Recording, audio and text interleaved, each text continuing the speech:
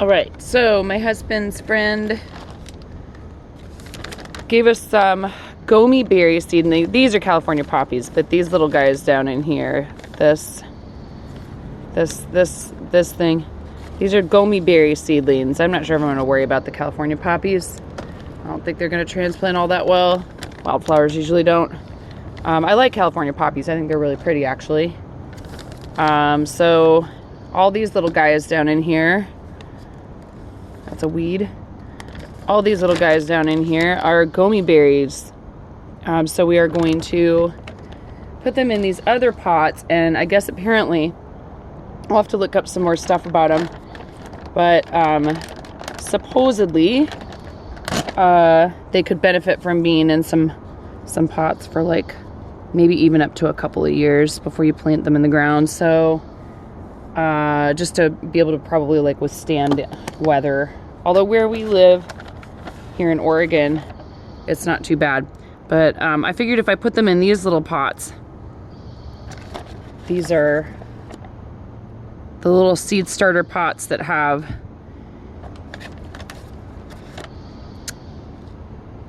they basically just decompose into the ground. So when you're ready to, you can just put these right in the ground, and the plant material, the pot material it'll just break down. So I'm just going to put a little bit of soil in each of these. This is like a seed starting soil. I'll have to look up some stuff about whether or not these need fertilizer or like what kind. A lot of times I have found in gardening, depending on what it is that you're planting, a lot of things don't really need a whole lot of fertilizer. I think we go a little too crazy with some of that stuff sometimes, and then it's like out of balance. And you know, I just think if you just let nature do its thing, a lot of times it's just it'll work out just fine. It turns out the plants know what to do. So I'm looking at this, and I've got a couple of them right here whose roots seem like they might be just a tiny bit intertwined. I think I can get that one loose. Might just loosen some more of this soil.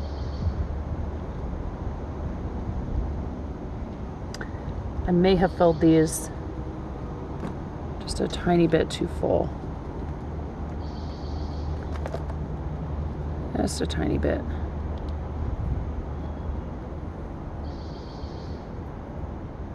Yeah, I may have filled these with just a little bit too much soil at the bottom.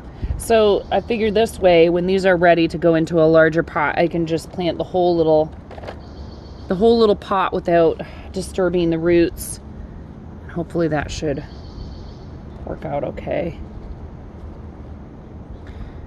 This little guy right in here.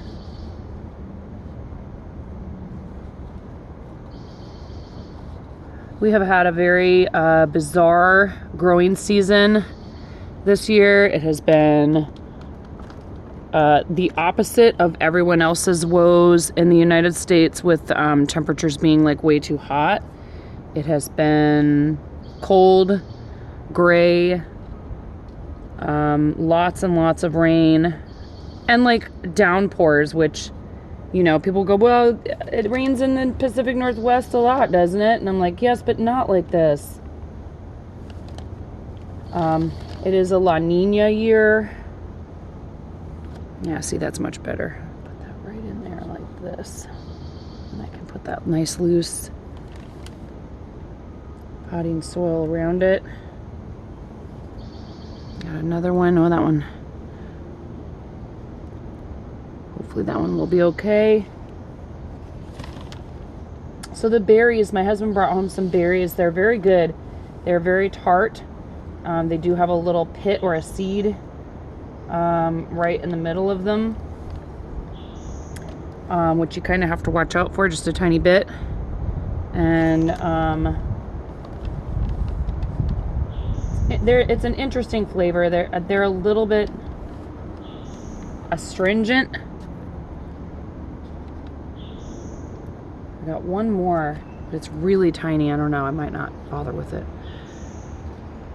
Get your little roots in there. I want you to be able to stand up. Okay, so now I'm going to put soil around and try to get them right in the middle. I have no idea what I'm doing. I do love to garden. I love plants. I have a lot of house plants and I have orchids. Might do another video where I show off I have 3 keikis that formed on a mother plant.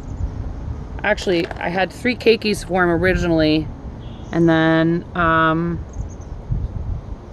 one of the keikis, it just, the part of the stem, it was at the top of the flower spike. The plant, it's almost like the mother plant said, yeah, I'm sorry, but you gotta go. And it was like it was trying to focus its energy back down the plant or something, because the top of that flower spike just, it dried out and it was no longer giving the keiki nutrients, I could tell. And so I tried to remove it from the mother plant, but it was way too soon. You can't really remove keikis successfully until they have at least a couple of leaves and a few roots. And I think this one might have had like 1 or 2 little tiny roots that had formed. I did my best, but it didn't make it. So oddly enough, the other 2 keikis managed to hold on. And I don't know what happened, if I changed something drastically about, like I did start trying to remember to fertilize it on a schedule. An orchid is actually also something that, like, yes, they benefit from fertilizer, but I feel like people probably mess with orchids too much. They're actually very capable of surviving on like literally just air and water and very indirect sunlight. So I did start fertilizing it, and that helped the 2 keikis. So I think maybe when you have keikis, it's probably important to fertilize. And I wasn't really doing that. So then when I started doing that, the 2 keikis that had made it, they exploded. And a 3rd keiki, or I guess technically a 4th, formed on the spike behind the other 2. And it's pretty much, it has not only caught up, but it has outgrown one of the other keikis in size. That last keiki, probably because I was taking a little bit better care of them at that point. But they're all doing quite well, and I have actually separated them from the mother plant. Probably would have been good content, but you know, sometimes I just get a wild hair and I do things and I don't feel like I want to get set up to film. All right, so I'm gonna put some water, moisten this soil and see if it settles. And if it settles a lot, I'll probably put a little bit more of the potting soil on top. It's not as hot today as it was yesterday. Yesterday we did have temperatures in the 90s, which I understand. Like I said, I know right now there's a lot of people who are like, oh, I would gladly trade you for low 90s. It doesn't seem like it should make so much of a difference, but I do feel like personally I'm unhappy once it gets over 85. If it's high 80s, I'm unhappy.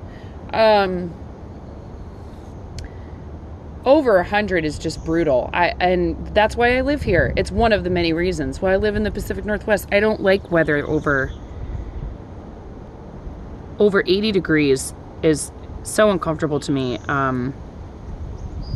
And we don't have central air. Like a lot of houses here don't have central air. So another thing that's a big problem when the temperatures hit the 100s where I live is many of the homes here are not equipped. They don't have central air, and even a window unit, if you know somebody can't afford to and wants one, is gonna struggle to keep up with temperatures like that, especially if the room that it's in is gets a lot of direct sunlight. But I do love Oregon, and we have a very long growing season here. However, this year has just been so bad. We have a local local berry farm that we like to go do U-pick at with our kids. And they had to make like a video announcement and just kind of let people know what was going on. This has been, they said, in the 31 years they've been operating as this farm, this is the most bizarre growing season they've had. Strawberries often don't mind if it's cold and wet, but this year they had a lot of problems with the berries just not even forming, not pollinating. So who knows if that's, you know, just weather or if it was, you know, pollinators struggling. It's tough. And we really love supporting our local farms. They have a stand where we can buy the berries, but we also like to go do the U-pick and take the kids and have them see the farm. And you know, it's nice when you have the opportunity to take your children and show them where the food they eat comes from. It doesn't just appear in the grocery store out of nowhere. I think this looks good. I'm gonna let them drain out here for a little bit. I will post an update about them. I think this is kind of cool. I don't know anything about this particular plant, so maybe I will do a little bit of research. Hubs just said, hey, I brought those plants home. You need to you need to transplant them before they die. And I was like, well, but I have 700,000 other distracting things I could do besides that, which, like, you know, this would be the distracting thing if it hadn't been someone else's idea. You know, thanks a lot. ADHD is a hell of a drug. Thanks for watching, guys. Like I said, I'll post a little update. Also, I stream almost daily on Twitch. If you have made it this far into the video and you're enjoying the content here on YouTube, come by and say hi on the Twitch chat, twitch.tv/9.5, and I'll leave a link in the description. Of course, obviously, like every single other person who makes YouTube or any other kind of content out there, subscriptions to our YouTube channel are very much appreciated. But you know what? I'm not going to tell you to smash the button unless you feel like it, because that's just not how I roll, you know? If you enjoyed the video, that's all I care about. If you made it to this point of the video, you watched the entire thing. That's super helpful. So I thank you, and I hope you have a wonderful rest of your day. Happy gardening.